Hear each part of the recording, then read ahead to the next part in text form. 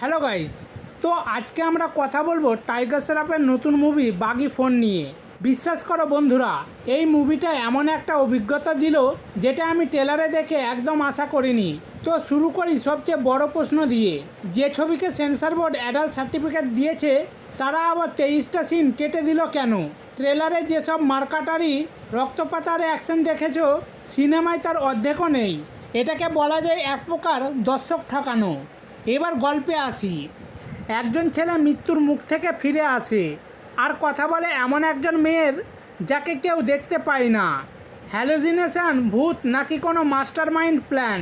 সিনেমার সাসপেন্স এই জায়গাটায় একদম টাইট। টাইগার শ্রফের পারফরমেন্স এক কথায় ফায়ার। অ্যাকশন সিনগুলো সিনেমার হাইলাইট।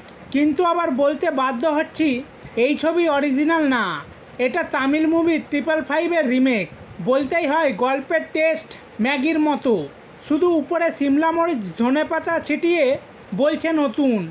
আর সঞ্জয় দত্ত, উফ, ট্রেলারে যতটা ভয়ঙ্কর লেগেছিল সিনেমায় ঠিক ততটাই ফ্ল্যাট।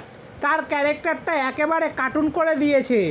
হারনাস, এটা ওর প্রথম সিনেমা, চমকে দিয়েছে, পুরো মিস্টিরিয়াস। আর অভিনয়ের চেষ্টা ছিল একদম চোখে পড়ার মতো। তো কথা ক্লিয়ার, বাগি ফোর মাস্টারপিস না, এটা একটা মিসড অপরচুনিটি বলতে পারো।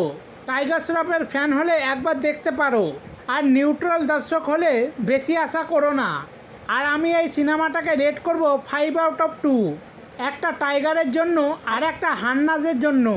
তো গাইজ, ভিডিওটা ভালো লাগলে লাইক করো, কমেন্ট করে বলো তুমি কি ভাবছো এই মুভিটা নিয়ে, আর সাবস্ক্রাইব করে পাশে থেকো।